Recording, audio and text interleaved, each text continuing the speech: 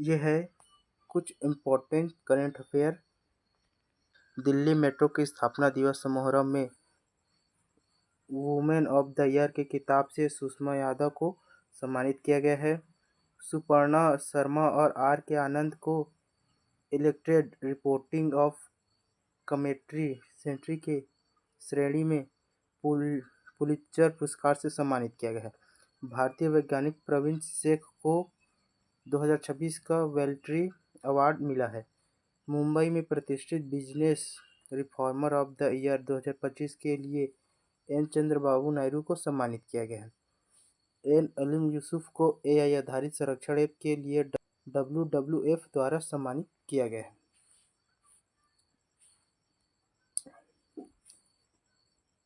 Indonesia के mount डुकानो ज्वालामुखी में विस्फोट हुआ है। 9वीं सदी के प्राम्बनन मंदिर परिसर को फिर से बनाने के लिए भारत और इंडोनेशिया के बीच साझेदारी की गई है। इंडोनेशिया 16 वर्ष से कम आयु के नाबालिगों के लिए क्षेत्र का पहला सोशल मीडिया प्रतिबंध लागू करेगा।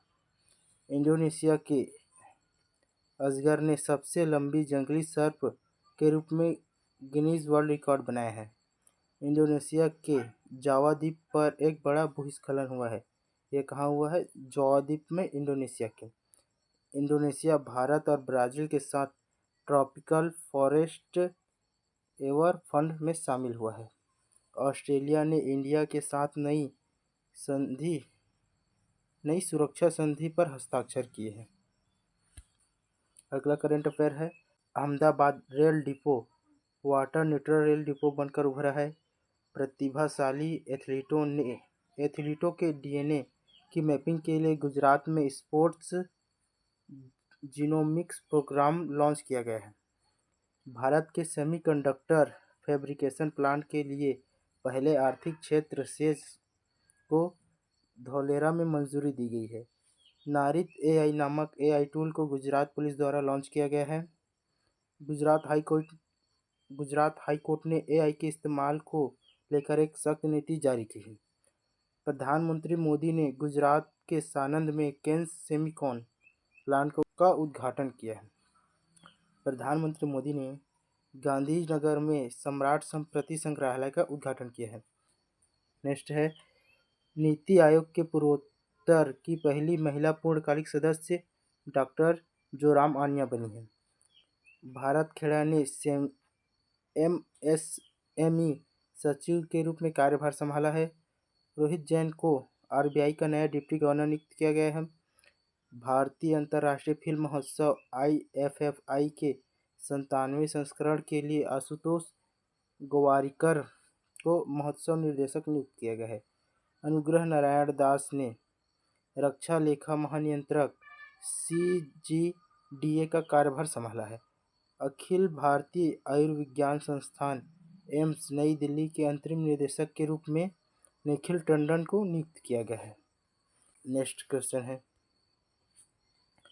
अमेरिका और दक्षिण कोरिया के बीच एक बड़ा संयुक्त सैन्य अभ्यास फ्रीडम शील्ड हुआ है।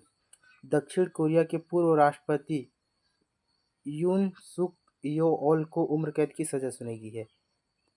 अमेरिका और दक्षिण कोरिया के बीच बड़ी स्क्वाड्रन नामक संयुक्त हवाई अभ्यास हुआ है। ये जितने भी दिख रहे हैं आपको क्वेश्चन कि ये सभी करंट अफेयर है जो मार्च और मई महीने का है। ये हाल ही की परीक्षा के लिए अत्यंत महत्वपूर्ण है। तो वीडियो को लाइक, चैनल को सब्सक्राइब कर दीजिएगा और ऐसे ही डेली करंट अफेयर पाने के लिए बेल आइकन को ऑन जरूर कर दीजिए। दक्षिण कोरिया की फर्स्ट लेडी रही किम क्योन को 20 महीने की सजा हुई है। दक्षिण कोरिया ने विश्व का पहला व्यापक एआई कानून पारित किया है। दक्षिण कोरिया अत्यंत शक्तिशाली बैलिस्टिक मिसाइल ह्यूमन 5 को तैनात करेगा। नेक्स्ट है, यूपीएससी परीक्षा उत्तीर्ण करने वालों के लिए सीएम इंस्पायर योजना मेघालय राज्य में शुरू की गई है। भारत की पहली transgender cricket umpire Ritika Shri बन गई है। SIPRI 2025 रिपोर्ट के अनुसार रक्षा खर्च के मामले में अमेरिका शीर्ष पर रहा है और हमारा भारत 5वें स्थान पर रहा है। रक्षा खर्च के मामले में। प्रधानमंत्री नरेंद्र मोदी ने हरदोई में यूपी के सबसे लंबे एक्सप्रेसवे का उद्घाटन किया है। इसकी लंबाई 594 किलोमीटर है। यह 12 जिलों से होकर गुजरता है और यह प्रयागराज से मेरठ तक है और इसको और आगे मथुरा तक करने की योजना बनाई गई है। नीति आयोग का उपाध्यक्ष अशोक कुमार लाहिड़ी को नियुक्त किया गया है। मिजोरम सरकार ने आपदा जानकारी के लिए ख्वारेल ऐप लॉन्च किया है। भारत का पहला prototype fast breeder reactor Tamil Nadu के कलपक्कम में स्थापित किया गया है। यूएई ने ओपेक से अलग होने की घोषणा की है। लद्दाख में 5 नए जिलों की अधिसूचना जारी की गई है। आंध्र प्रदेश सरकार ने 13,000 करोड़ का मिशन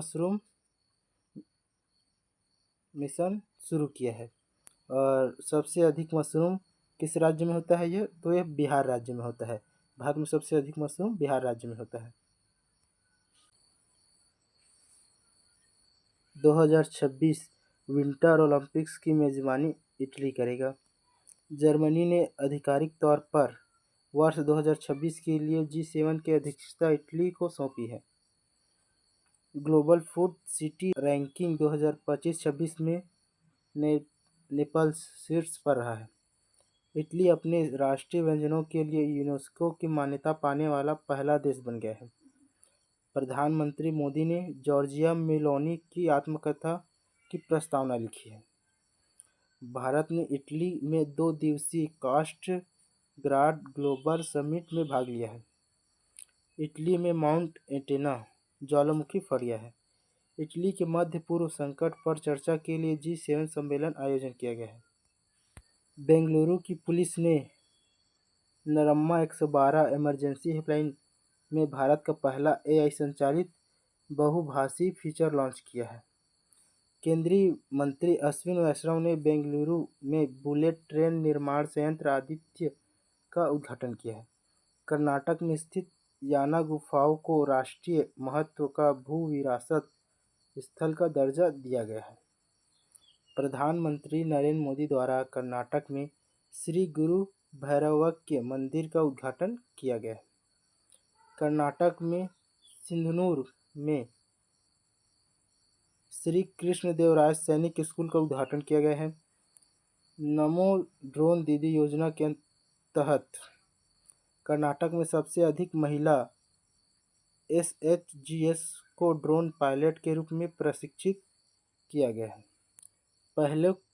पहले खेलो इंडिया ट्राइब्स गेम 2026 में कर्नाटक शीर्ष पर रहा है और ये कहाँ हुआ है? तो यह छत्तीसगढ़ राज्य में हुआ है इसका आयोजन।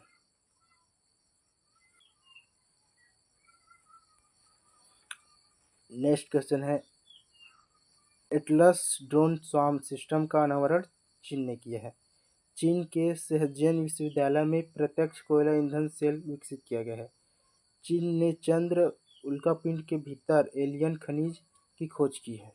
विक्रम दोरईस्वामी को चीन में भारत के अगले राजदूत के रूप में नियुक्त किया गया है। CM-302 मिसाइल को चीन के द्वारा विकसित किया गया है। दुनिया के सबसे बड़ा रिसर्च एंड डिफेंस खर्च करने वाला देश चीन बन गया है। भारत और चीन के बीच 2025 में रिकॉर्ड $1.5 बिलियन का व्यापार हुआ है। चीन में 6ठी बैडमिंटन एशिया टीम चैंपियनशिप हुई है। नेक्स्ट है, लद्दाख में 5 नए जिलों की अधिसूचना जारी की गई है। सांस्कृतिक विरासत की सुरक्षा हेतु लद्दाख को भारत का पहला पेट्रोग्लिफ संरक्षण पार्क मिलेगा। लद्दाख में हिम सरोवर परियोजना का उद्घाटन किया गया है। यह हिम सरोवर लद्दाख केंद्र शासित प्रदेश में। गगनयान अंतरिक्ष यात्रियों ने मानवीय सीमाओं के परीक्षण के लिए लद्दाख में मिशन मित्र शुरू किया है। भारत की पहली शीत रेगिस्तानी नदी तट बहाली परियोजना लद्दाख में लॉन्च की गई है। नेक्स्ट है, नीति आयोग की पूर्वोत्तर की पहली महिला पूर्णकालिक सदस्य डॉक्टर जोराम आनिया बनी हैं। भारत खेड़ा ने एमएसएमई सचिव के रूप में कार्यभार संभाला है। किसने कार्यभार संभाला है? तो भारत खेड़ा ने। रोहित जैन को आरबीआई का नया डिप्टी गवर्नर नियुक्त किया गया है। भारतीय अंतर्राष्ट्रीय फिल्म महोत्सव IFFI के 97वें संस्करण के लिए आशुतोष गवारिकर को महोत्सव निर्देशक नियुक्त किया गया है। अनुग्रह नारायण दास ने रक्षा लेखा महानियंत्रक CGDA का कार्यभार संभाला है। अखिल भारतीय आयुर्विज्ञान संस्थान एम्स नई दिल्ली के अंतरिम निदेशक के रूप में निखिल टंडन को नियुक्त किया गया है। यह है मई 2026 के कुछ इम्पोर्टेंट डेज। 1 मई को अंतर्राष्ट्रीय श्रमिक दिवस मनाया जाता है। 3 मई को विश्व प्रेस स्वतंत्रता दिवस मनाया जाता है। 4 मई को अंतर्राष्ट्रीय अग्निशमन दिवस मनाया जाता है। 7 मई को विश्व एथलेटिक्स दिवस मनाया जाता है। 8 मई को विश्व रेड क्रॉस दिवस मनाया जाता है और 11 मई को राष्ट्रीय प्रौद्योगिकी दिवस मनाया जाता है। 12 मई को अंतर्राष्ट्रीय नर्स दिवस मनाया जाता है। 15 मई को अंतर्राष्ट्रीय परिवार दिवस मनाया जाता है। 17 मई को विश्व दूरसंचार दिवस मनाया जाता है। 18 मई को अंतर्राष्ट्रीय संग्रहालय दिवस मनाया जाता है और 21 मई को आतंकवाद विरोधी दिवस मनाया जाता है। 22 मई को अंतर्राष्ट्रीय जैव विविधता दिवस मनाया जाता है और 24 मई को राष्ट्रमंडल दिवस मनाया जाता है। 29 मई को अंतर्राष्ट्रीय शांति सैनिक दिवस मनाया जाता है और 31 मई को विश्व तंबाकू निषेध दिवस मनाया जाता है। तो ये जितने भी है ये मई महीने के इम्पोर्टेंट डेट्स है, इसे याद रख लीजिएगा। ये परीक्षाओं के लिए अत्यंत महत्वपूर्ण होता है। भारत में कुल 8 शास्त्रीय नृत्य को मान्यता प्राप्त है। ये सभी संस्कृति और परंपरा का महत्वपूर्ण हिस्सा है। ये भारत के शास्त्रीय नृत्य है। भरतनाट्यम यह तमिलनाडु राज्य में होता है। कथक यह उत्तर प्रदेश राज्य में होता है। कथकली ये केरल राज्य में होता है। कुचिपुड़ी ये आंध्र प्रदेश राज्य में होता है।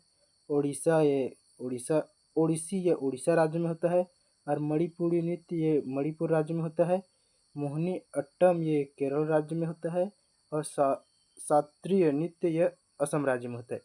ये सभी नृत्य अपने अपने क्षेत्र की संस्कृति, पोशाक, संगीत और भाव भंगिमाओं के लिए प्रसिद्ध है। और यह है रिवीजन के क्वेश्चन। मुंबई में प्रतिष्ठित business reformer of the year 2025 पुरस्कार से एन चंद्रबाबू नायडू को सम्मानित किया गया है। एन अलीम यूसुफ को AI आधारित संरक्षण ऐप के लिए WWF द्वारा सम्मानित किया गया है। तो एन अलीम यूसुफ को सम्मानित किया गया है। ऑस्कर ऑफ साइंस से डॉक्टर अतुल नाथ को सम्मानित किया गया है। मिस इंडिया वर्ल्ड 2026 का खिताब साध्वी सतीश सैल ने जीता है। डॉक्टर CH श्रीनिवासन राव को हैदराबाद में प्रतिष्ठित प्रो MS स्वामीनाथन पुरस्कार 2026 से सम्मानित किया गया है। Hardworth South Asian person of the year award से सैनी गुप्ता को सम्मानित किया गया है। प्रतिष्ठित WWF मछली राष्ट्रीय पुरस्कार से अनीता चौधरी को सम्मानित किया गया है। ऑस्ट्रेलिया में दुर्लभ नाइट पैरेट के देखे जाने की पुष्टि हुई है। सुसान कोयला ऑस्ट्रेलिया के रक्षा बल की पहली महिला सेना प्रमुख नियुक्त हुई है। काकाडू अभ्यास 2026 का आयोजन ऑस्ट्रेलिया में किया गया है। ऑस्ट्रेलिया में J2 पेंगुइन में H5N1 संक्रमण की पुष्टि की गई है। एलिसा पेरी 365 अंतर्राष्ट्रीय मैच खेलने वाली ऑस्ट्रेलिया की पहली महिला बनी है। ऑस्ट्रेलिया के फिंके नदी को दुनिया की सबसे पुरानी बहने वाली नदी के रूप में मान्यता मिली है। ऑस्ट्रेलिया की महिला क्रिकेटर एलिसा हिली ने अंतर्राष्ट्रीय क्रिकेट के सभी प्रारूपों से संन्यास ले लिया है, घोषणा की है संन्यास लेने की। नेक्स्ट है भारत का पहला ग्रीन मेथेनॉल प्लांट गुजरात में स्थापित किया जा रहा है। भारत की पहली MLEF टोलिंग प्रणाली गुजरात में शुरू की गई है। Ahmedabad rail depot water neutral rail depot बनकर उभरा है। प्रतिभाशाली एथलीटों के डीएनए की मैपिंग के लिए गुजरात में स्पोर्ट्स जीनोमिक्स प्रोग्राम लॉन्च किया गया है।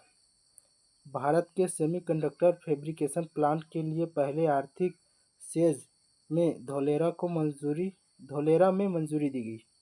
नारित एआई नामक एआई टूल को गुजरात पुलिस द्वारा लॉन्च किया गया है। गुजरात हाई कोर्ट ने एआई के इस्तेमाल को लेकर एक सख्त नीति जारी की। नया क्वेश्चन है, हाल ही में विक्रम दोराईस्वामी ने किस देश में भारत के नए राजदूत के रूप में कार्यभार संभाला है? तो इसका सही आंसर है ऑप्शन नंबर सी, चीन में विक्रम दोराईस्वामी ने राजदूत के रूप में कार्यभार संभाला है। तो सेशन अच्छा लगा है तो सेशन को लाइक, चैनल को सब्सक्राइब कर दीजिएगा। Thanks for watching.